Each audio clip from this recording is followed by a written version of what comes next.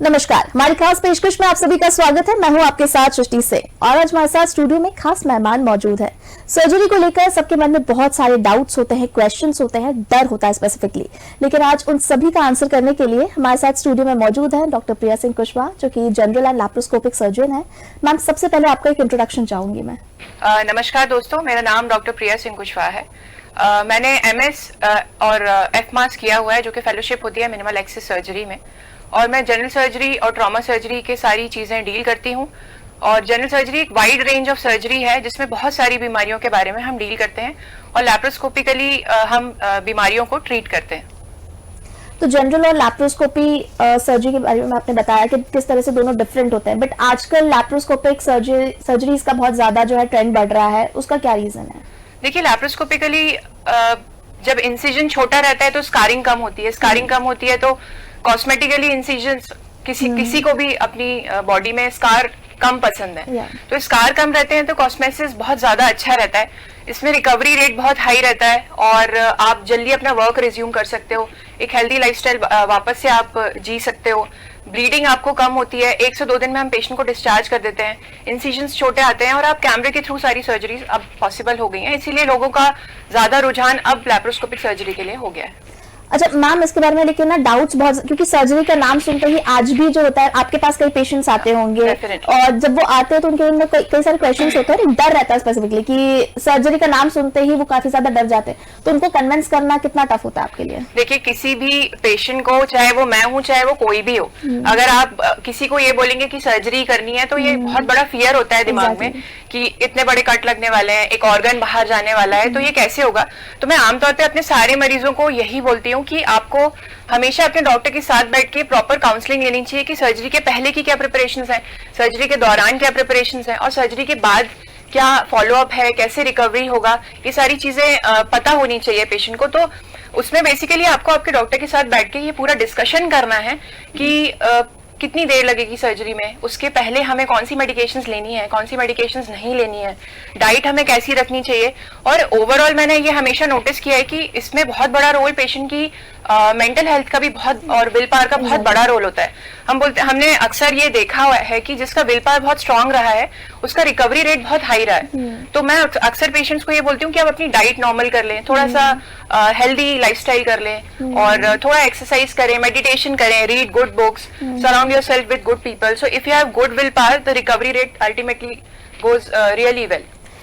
दूसरी चीज मैम, देखिए, जब सर्जरी होती है उसके दौरान आपने बोला कि काउंसलिंग आप करते हैं, तो पेशेंट के साथ काउंसलिंग के एक अलग वो रहते हैं, उसके बाद उसकी फैमिली से काउंसलिंग करना, उनको समझाना, वो भी एक डिफिकल्ट टास्क होता है। डेफिनेटली, देखिए, पेशेंट एक उस the moment of surgery patient is a vulnerable person. आप उसको जितना भी समझाओगे उसकी काउंसलिंग से कोई फर्क ज्यादा पड़ने नहीं वाला है, क्योंकि that is the person who is undergoing surgery.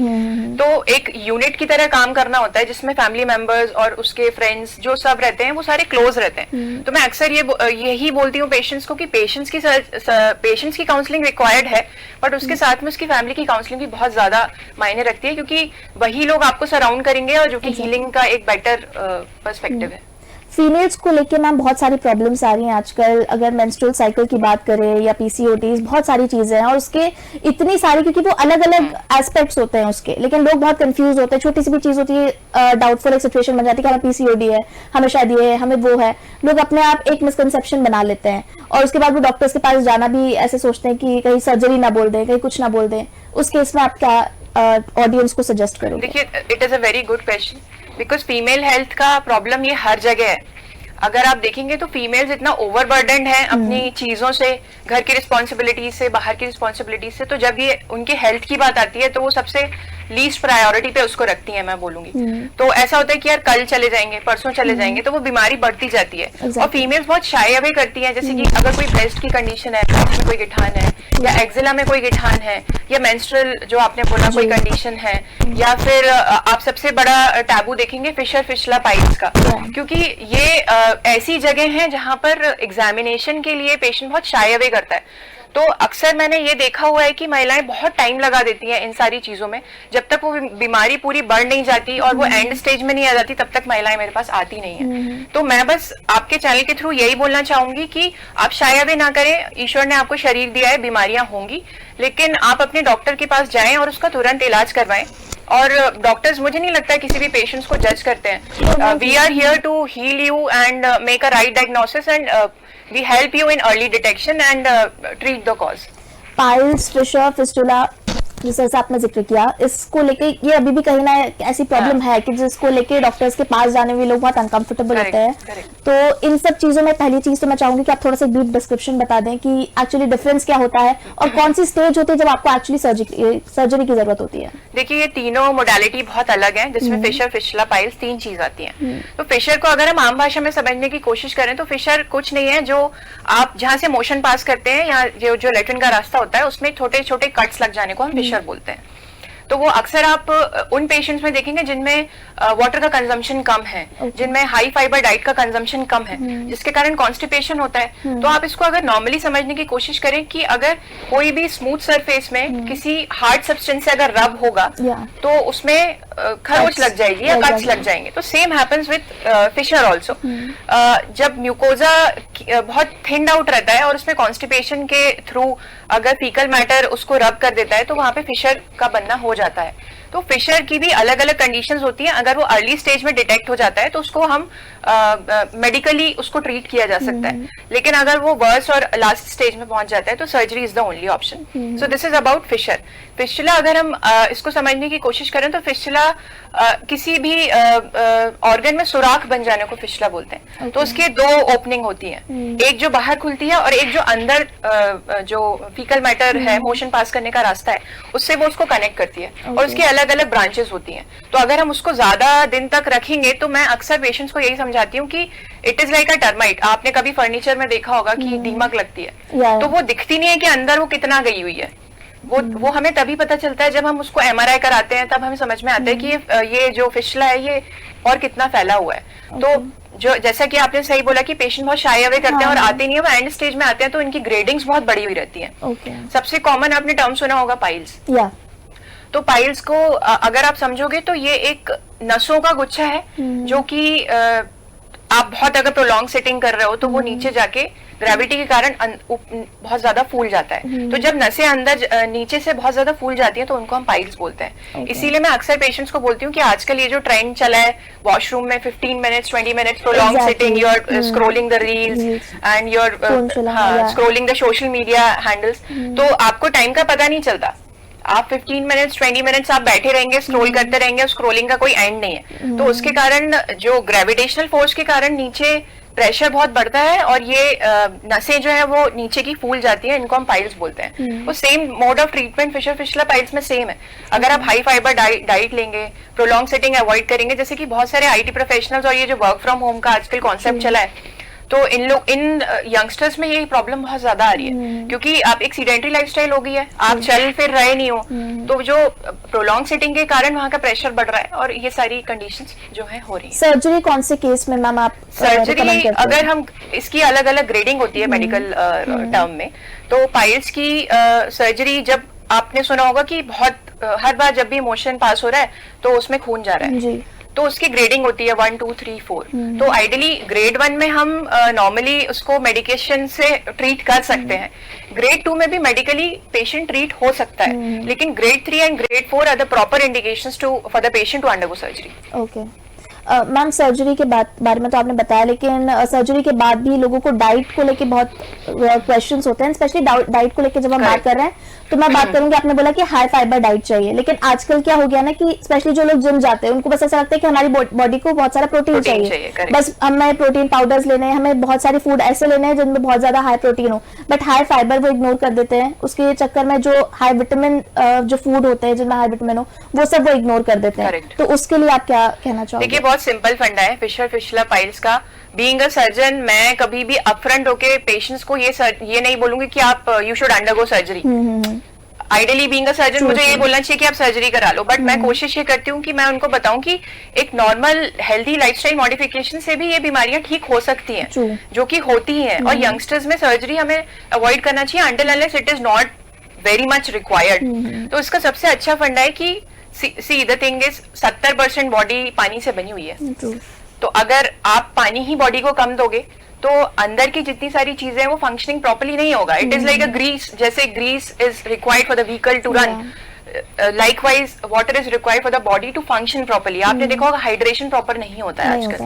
तो अगर आप प्रॉपर हाइड्रेशन नहीं लेंगे, ऑयली स्पाइसी फूड का कंजम्पशन बहुत ज्यादा करेंगे, फाइबर्स पूरे कट ऑफ हो जाएंगे, बस आप प्रोटीन ले रहे हैं, तो हाई प्रोटीन से भी कॉन्स्टिपेशन बहुत ज्यादा होता है। इसलिए जो आप बोल रहे हैं कि एक बैलेंस्ड मील लेना जिसमें मल्टीविटामिन, प्रोटीन, मिनरल्स, विटामिन सबका कंटेंट एक बैलेंस्ड अमाउंट में हो, वैसा कंजम्पशन करना चाहिए। और अपनी लाइफस्टाइल में छोटी मोटी हल्की फुल्की एक्सरसाइज सबको कंसीडर करना चाहिए। बिल्कुल। और मैंने कई बार डाइटिशियंस को सुना भी कि रेनबो थाली का कॉन्सेप्ट भी वो बताते हैं कि आपको सभी फ्रूट्स और वेजिटेबल्स कंज्यूम करने चाहिए, जिससे आप इन सभी चीजों को अवॉइड कर सके। स्टोन्स भी एक बहुत रेगुलर प्रॉब्लम हो गया है मैम, तो उसके लिए क्या रिकमेंड करते हैं, कौन से स्टेज पे सर्जरी जरूरी है और कब तक उसको मेडिकेशन से ट्रीट किया जा सकता है? देखिए, गॉल ब्लैडर स्टोन का मैं बहुत सिंपल फंडा बताऊं कि अक्सर पेशेंट आके ये बोलते हैं कि गॉल ब्लैडर स्टोन है, कोई आप ऐसी मेडिकेशन दे दीजिए जो स्टोन ठीक हो जाए। तो गॉल ब्लैडर स्टोन का कॉन्सेप्ट बहुत अलग है।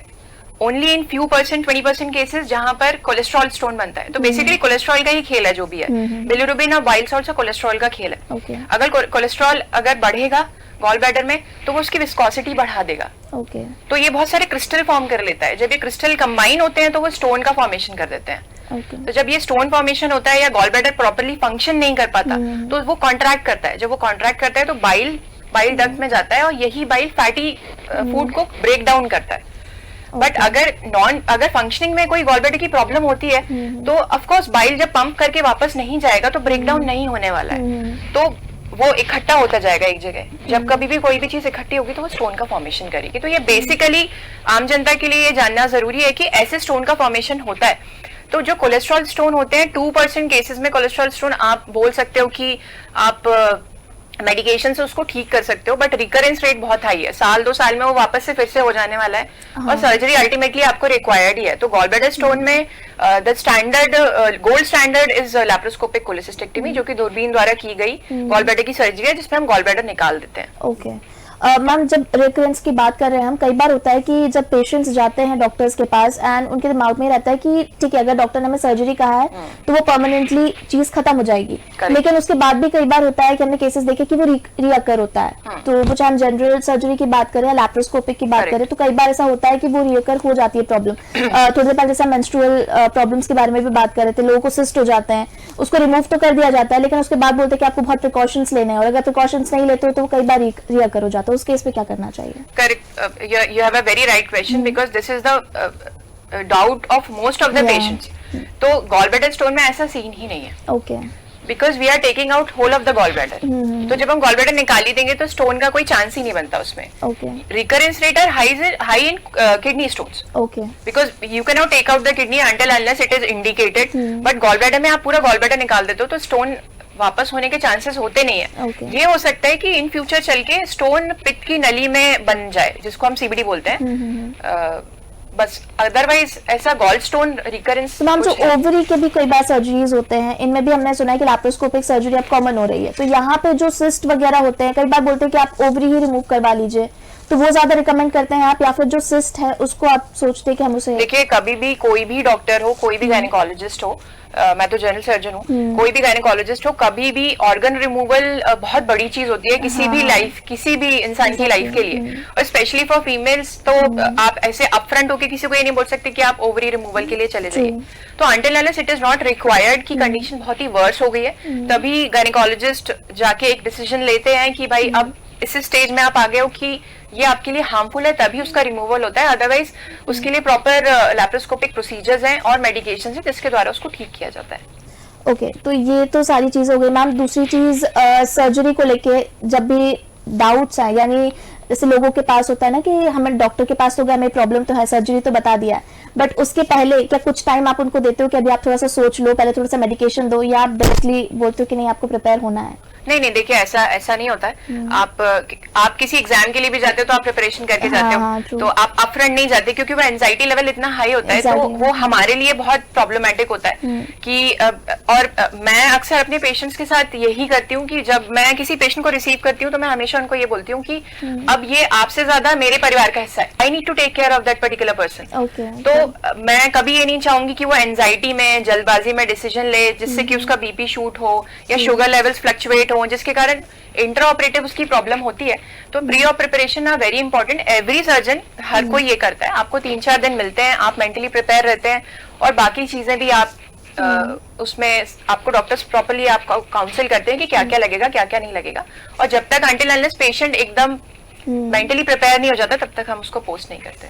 ओके मैम, हर्निया भी एक प्रॉब्लम है जिसको लेके कई बार लोग इग्नोर करते हैं, उस सिचुएशन में क्या करना चाहिए? देखिए, हर्निया को इग्नोर नहीं करना चाहिए। तो अगर आप इसको समझने की कोशिश करें तो हर्निया एक एबनॉर्मल ओपनिंग से किसी भी ऑर्गन का बाहर निकलना। आप मान लीजिए कि पेट आपका एक कवर्ड एरिया है, अगर उसमें कहीं छोटा सा छेद होके अंदर की आंत बाहर आने लगे तो उसको हम हर्निया बोलते हैं। तो बहुत सारे पेशेंट्स ऐसे आते हैं कि हर्निया पहले जब छोटा रहता है तो उनको लगता है छोटा है, अपने आप ठीक हो जाएगा, बट वो वर्स्ट केस सिनेरियो में बदल जाता है। अगर आप प्रोलॉन्ग हर्निया को रखेंगे तो आप ये समझिए कि किसी भी छोटी जगह से अगर कुछ चीज निकल के आ रही है और वो वहां फंस जा रही है तो क्या होगा? आप अपनी उंगली को बहुत देर तक अगर टाइट अगर से पकड़े रहेंगे तो उसका कलर चेंज होने लगेगा। आप देखेंगे पहले वो डार्क रेड हो जाएगी, फिर वो ब्लू हो जाएगी, उसके बाद वो ब्लैक हो जाएगी। तो same happens with the intestine also. अगर वो बहुत टाइम तक उसमें फंसी रही तो प्रॉब्लम ये होगी कि पहले उसका ब्लड सप्लाई हैम्पर होगा। ब्लड सप्लाई हैम्पर होने के कारण आप उस स्टेज में अगर डॉक्टर के पास आते हैं तो हो सकता है कि इंटेस्टाइन का उतना पोर्शन बचाया जा सके। अगर आप उसकी और लेटर स्टेज में आते हैं तो पार्शियल हम 50-50% बोल सकते हैं कि हम इंटेस्टाइन अब बचा सकते हैं, अब नहीं बचा सकते। और अगर वो लेटर स्टेज में आता है तो इंटेस्टाइन काट के हमको नया रास्ता बनाना पड़ता है। तो ये बहुत ड्रेडफुल और लाइफ थ्रेटनिंग कंडीशंस होती हैं। इसीलिए मैं सारे पेशेंट्स को बोलती हूँ कि आप वेट ना करें कि हर्निया छोटा है तो हम इसको बाद में ऑपरेट करवाएंगे। आपको जब भी पता चले कि आपको हर्निया की दिक्कत है, आप तुरंत अपने सर्जन के पास जाएं and get it operated as soon as possible. Ma'am, कई बार जब सर्जरी करते हैं तो आप लोग जब उस चीज को देखते होंगे, समझते होंगे, तो उस दौरान कैंसर एक बहुत बड़ा टैबू है अभी भी, और कई बार होता है कि कुछ भी छोटा सा सिस्ट, आपको ऐसा लगता होगा कि छोटा सा चीज है लेकिन हो सकता है इन फ्यूचर वो कैंसरस हो। तो उसको लेकर भी पेशेंट्स बहुत ज्यादा डर जाते हैं। उस पॉइंट पे कैसे आप उस चीज को कंट्रोल करते हो? देखिए, ऐसे बहुत सारी महिलाएं मेरे पास आती हैं। अगर हम बात करें ब्रेस्ट कैंसर की तो ब्रेस्ट कैंसर भी के लिए भी ये बहुत बड़ी प्रॉब्लम है आज के टाइम पे कि महिलाओं को 1 साल से गांठ फील हो रही है, लेकिन आउट ऑफ शाय होने के कारण या किसी चीज के कारण उन्होंने उसका एग्जामिनेशन नहीं कराया, या तो वो अपने फैमिली से उस बारे में डिस्कस नहीं कर पाए। तो साल से जब वो गिठान बहुत बढ़ती गई और आप साल के बाद आए तो स्टेजिंग चेंज हो गई ना उसकी। तो मैं हमेशा इसी चीज पे फोकस करती हूँ सारी फीमेल्स को कि आप शायद भी मत करो। अर्ली डिटेक्शन के कारण अगर चीजें या कैंसर अर्ली डिटेक्ट हो जाएगा तो उसका ट्रीटमेंट अर्ली होगा और हम स्टेजिंग को बढ़ने नहीं देंगे, और cure rate is very good. अक्सर आमतौर पे दिमाग में ये रहता है कि अगर कैंसर हो गया तो अब तो लाइफ खत्म हो गई, अब नहीं बची, बट ऐसा कुछ नहीं है। अभी रिसेंट एडवांसेस में बहुत अच्छी मोडालिटीज आ गई हैं, बहुत अच्छी कीमोथेरेपी है, बहुत अच्छी रेडियोथेरेपी है, और बहुत अच्छी इम्यूनोथेरेपीज हैं, बहुत अच्छी थेरेपीज आ गई हैं जो कि मॉडिफाइड वर्जन है, और कैंसर का ट्रीटमेंट पॉसिबल है, बशर्ते उसको आपको अर्ली डिटेक्ट करना पड़ेगा। ट्रू। मैम, एक फाइनल क्वेश्चन, सर्जरी से पहले लोगों को अपने लाइफस्टाइल में क्या कुछ चेंजेस करना चाहिए और क्या कुछ इम्प्लीमेंट करना चाहिए जिससे वो सर्जरी वाली नौबत ही ना आए? अगर आप ऐसे होलिस्टिकली इसको पूछें तो जैसे हमारे बड़े बुजुर्ग भी बोलते थे, खाना पीना अच्छा खाओ, लाइफस्टाइल अच्छी रखो। तो बॉडी को फंक्शनिंग चाहिए basically, it is a machine. आप उसको सही अमाउंट में सही चीजें देंगे तो कभी भी प्रॉब्लम नहीं आने वाली है। तो आप हाइड्रेशन प्रॉपर रखें। आप अगर सीडेंट्री लाइफस्टाइल है तो उसको हटाएं, आप अपनी लाइफस्टाइल में एक्सरसाइज या थोड़ी सी लाइट कुछ अच्छी पॉजिटिविटी रखें, surround yourself with good people, कुछ हल्की एक्सरसाइज और थोड़ा सा जिमिंग करना या लाइट वेट, ये सब करना। अगर आप ऑलरेडी किसी मेडिकेशंस पे हैं या आपको डायबिटीज है, थायराइड है या हाइपरटेंशन है, तो उसके लिए आप प्रॉपर मेडिकेशंस लेते रहें। बहुत बार पेशेंट्स ये कहते हैं कि मेडिकेशन स्किप कर देते हैं, Yeah, exactly. कि शुगर नॉर्मल आ गई, अब क्या बात है, कुछ नहीं होता, शुगर की हम टैबलेट छोड़ देते हैं, तो वो वर्स्ट केस सिनेरियो बन जाता है। तो आप अगर कोई मेडिकेशंस ले रहे हैं तो उसको बहुत रिलीजियसली फॉलो करें, उसको रिलीजियसली लें और अपना डाइट अच्छा रखें और अपनी मेंटल हेल्थ बेसिकली बहुत ज्यादा अच्छा रखें, क्योंकि आजकल जो स्ट्रेस और ये डिप्रेशन के कारण भी बहुत सारी चीजें बढ़ रही हैं। तो बस यही है कि होलिस्टिकली आप एक पॉजिटिव अपने आसपास एक ऑरा रखें और लाइफस्टाइल हेल्दी और अच्छी रखें, तो इन सब चीजों को अवॉइड किया जा सकता है।